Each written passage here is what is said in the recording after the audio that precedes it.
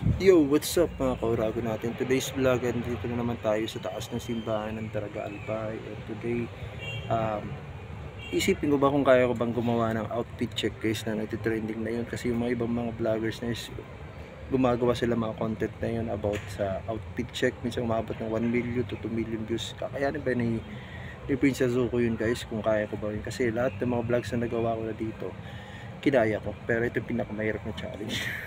Kinakabahan ako na yun. Madaming tao kasi sa taas. Titignan natin kung kakayanin natin guys.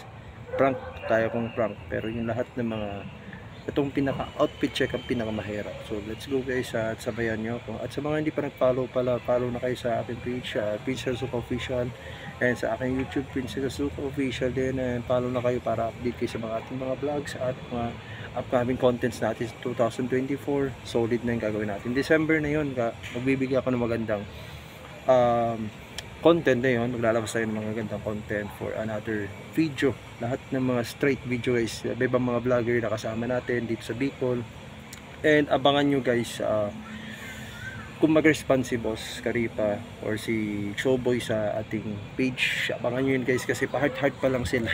Wala pa, so di pa confirm kung kailan natin schedule nila.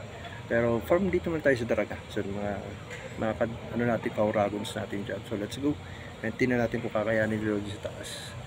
Kabahan lang to kasi sanay na tayo, 4 years na tayo guys sa pagbablog. 5 years na tayo next year. And ayan, wag na tayo matakot, kailangan sanayin na natin, kapalan ng mukha para sa inyo mga kauragons natin. Let's go, peace out.